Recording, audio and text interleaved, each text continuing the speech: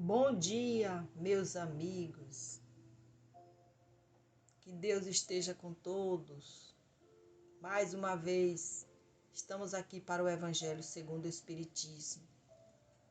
Vamos pedir a Jesus e os irmãos de luz que nos acompanham, que nos dê sabedoria, para que possamos entender a mensagem de hoje e refletir bastante sobre ela. Meus amigos, a mensagem do livro Otimismo Todo Dia, de Lorival Lopes, é a de número 151, que diz o seguinte: não pense ser feliz apenas quando ganhar na loteria, quando tiver a casa própria, o bom emprego ou melhorar de condição social. Você pode ser feliz logo. A felicidade depende de resolução, de ardente desejo de busca, de querer encontrá-la.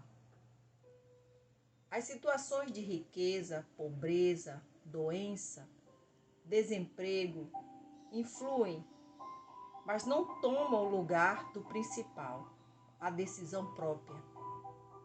Nos lances da vida, apoie-se nas qualidades. Veja-se conduzido pela mão de Deus e solte um caloroso agradecimento. Esforce-se.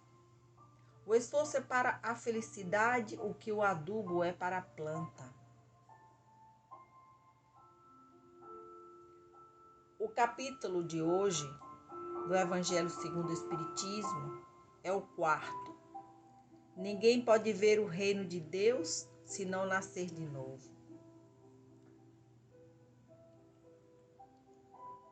Vindo então Jesus para perto da cidade de Cesareia de Filipe, perguntou aos seus discípulos: os que dizem os homens a meu respeito? Quem eles acham que eu sou? E os discípulos responderam: uns dizem que o Senhor é João Batista, outros dizem que é Elias, e outros dizem ainda que é Jeremias ou algum dos profetas. Isaías, Ezequiel ou Daniel. Então Jesus perguntou aos seus discípulos: e vocês, quem acham que eu sou? Simão Pedro, tomando a palavra, respondeu: o Senhor é o Cristo, Filho vivo de Deus. E Jesus disse: bem-aventurado é você, Simão Pedro, filho de Jonas, porque não foi a carne nem o sangue que lhe revelaram isso, mas sim meu Pai que está nos céus. São Mateus capítulo 16, versículo 13 a 17, e São Marcos, capítulo 8, versículo 27 a 29.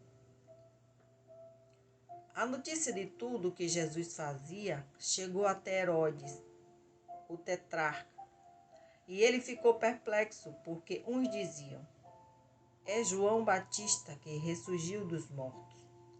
Outros diziam: é Elias que reapareceu.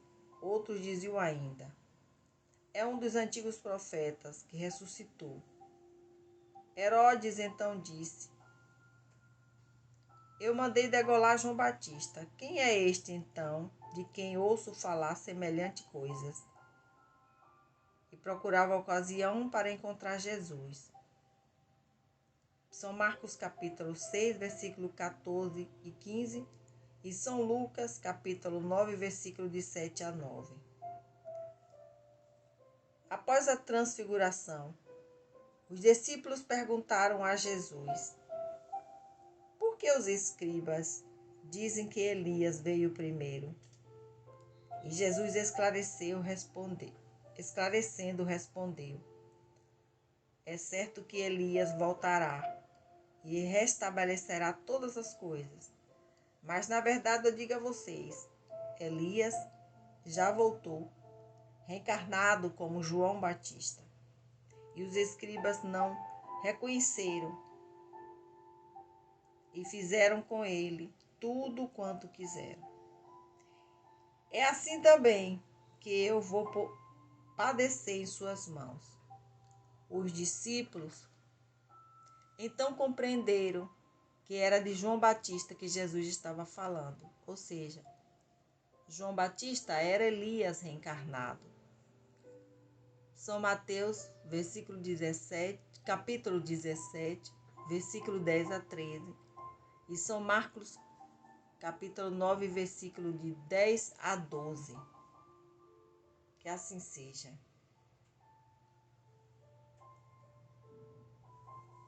Meus amigos, São Luís, em Paris, em 1859, dizia que a passagem dos espíritos pela vida corporal é necessária para que eles possam cumprir por meio de uma ação material os desígnios que Deus lhes confia.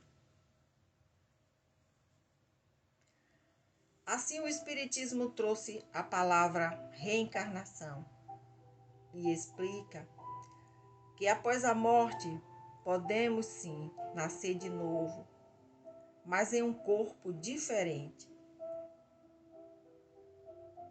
A ciência, ela explica que não podemos morrer e renascer no mesmo corpo. Isso é impossível.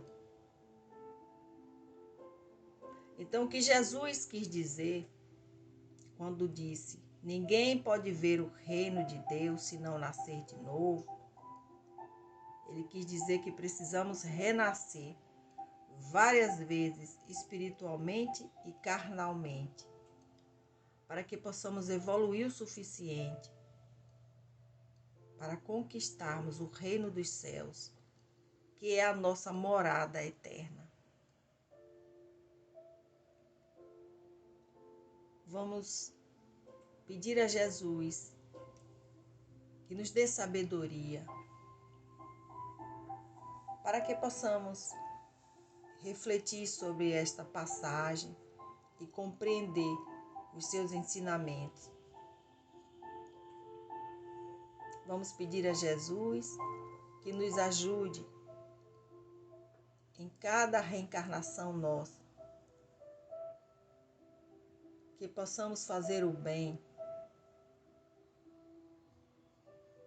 perdoando, amando mais, porque só assim vamos evoluir espiritualmente. Amado Mestre, nós te agradecemos por mais este dia maravilhoso. Agradecemos a lua, o sol. Agradecemos, Senhor, pela família que nos deste, pela casa que moramos, pelo pão de cada dia, por nossa família. Te agradecemos, Senhor, pela saúde do corpo e da alma, pelo trabalho, pelos amigos, pelos nossos inimigos. Pedimos misericórdia para eles e perdão por todas as nossas faltas. Obrigada, Senhor. Meus amigos, a reflexão final de hoje diz o seguinte: